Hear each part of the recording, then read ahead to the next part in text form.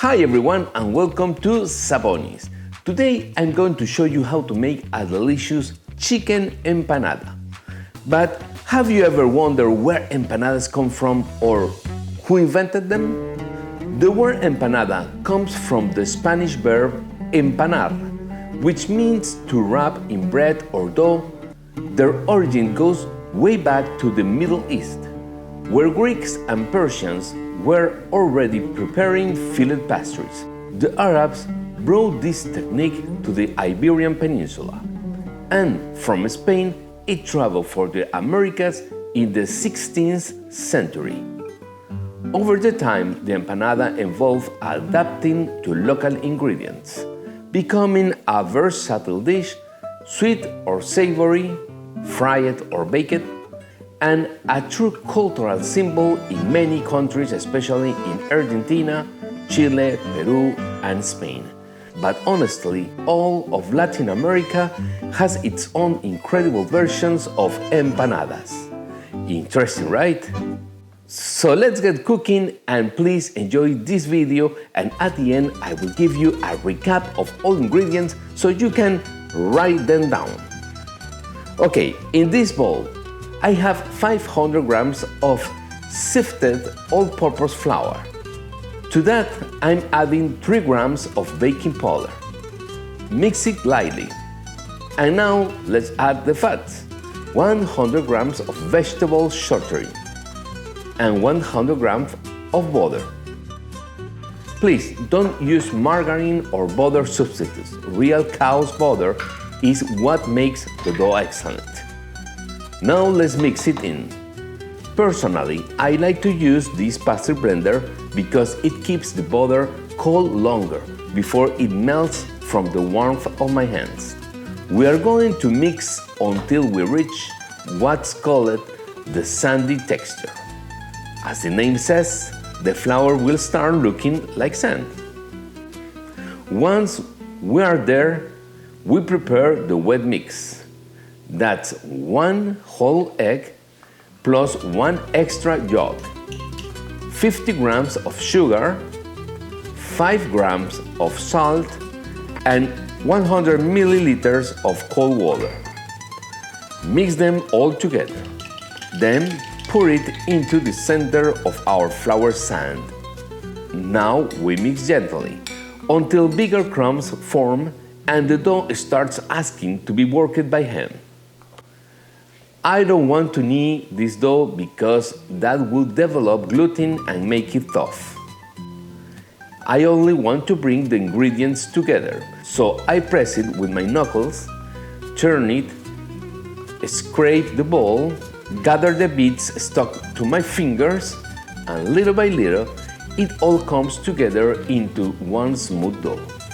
Now we cover it well with plastic wrap, so it doesn't dry out or form a crust. And we let it rest in the refrigerator while we prepare the filling. For the filling, we are going to use the traditional aderezo technique, cooking down the base slowly to build flavor. Heat some vegetable oil in a pan, just enough to lightly cover the surface. Here I have 400 grams of diced chicken breast. We are going to brown it first to release its natural flavor. When the oil gets hot and starts to show thin lines of smoke, in goes the chicken. Let it release its juices, caramelize a little, and develop flavor.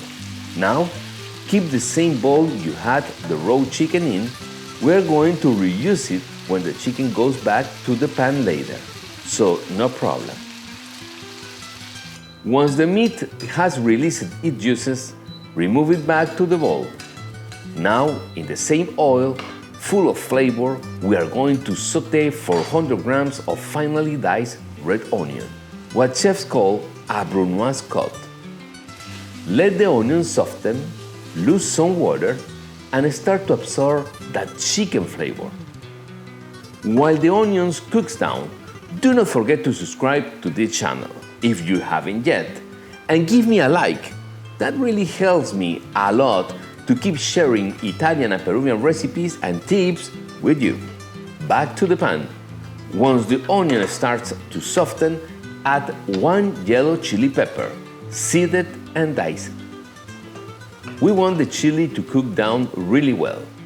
Add a pinch of salt to help the onion release its water.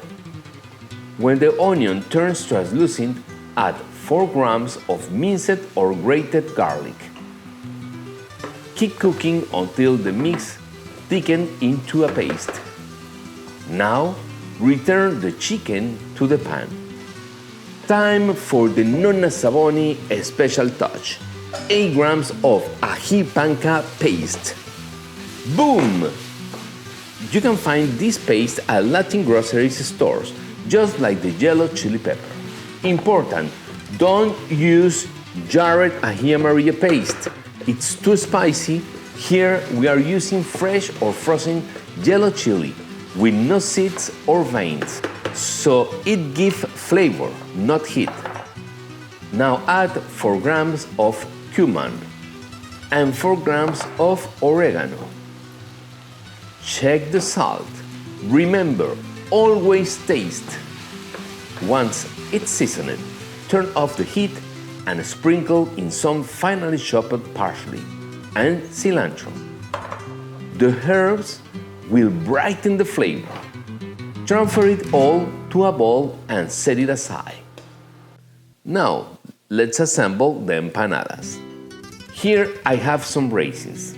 They are very small raisins, but that is the size here, unlike in some places such as Peru, where we find huge raisins. I will soak them in a warm water so they don't dry out inside the empanada and steal moisture from the filling.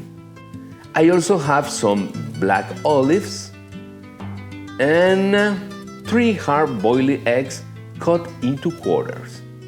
Let's make one empanada for demonstration.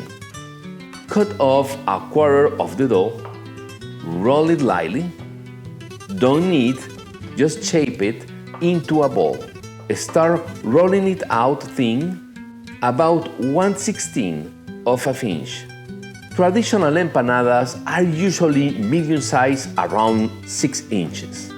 But for those who know the Sabonis empanadas, they know that ours are especially big and generously filled. For those, we use this 8-inch stainless steel cutter.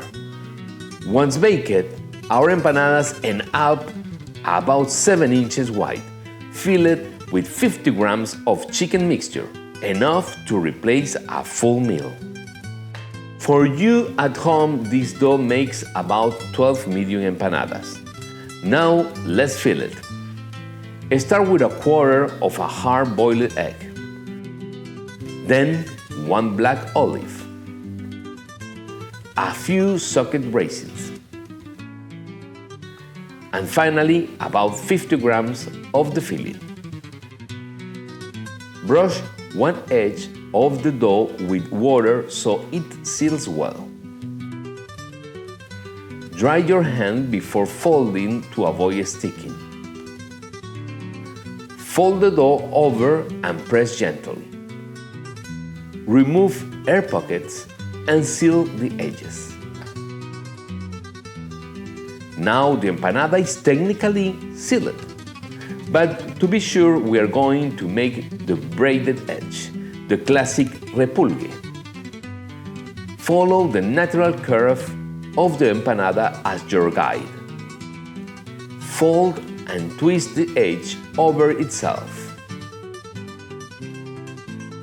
If needed, apply a little touch of water to help the braided edge glue. With practice, it becomes faster, easier, and thinner. Place the empanada on a baking sheet lined with parchment paper. Brush with a mix of egg and a splash of milk, and bake at 420 degrees Fahrenheit for 25 minutes.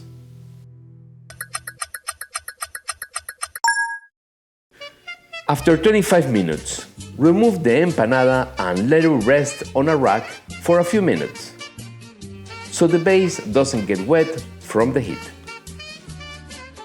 For presentation, optional of course, I serve it with some Peruvian Creole pickled onions called cebollita criolla, and few lime wedges.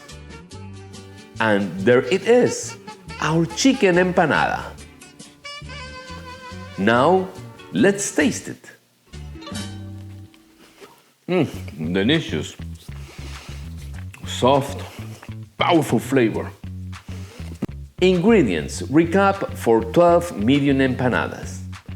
For the dough, 500 grams of all-purpose flour, 3 grams of baking powder, 100 grams of vegetable charcuterie, 100 grams unsalted butter, 100 milliliters of cold water, 50 grams of sugar, 5 grams salt, 1 egg yolk, and 1 whole egg.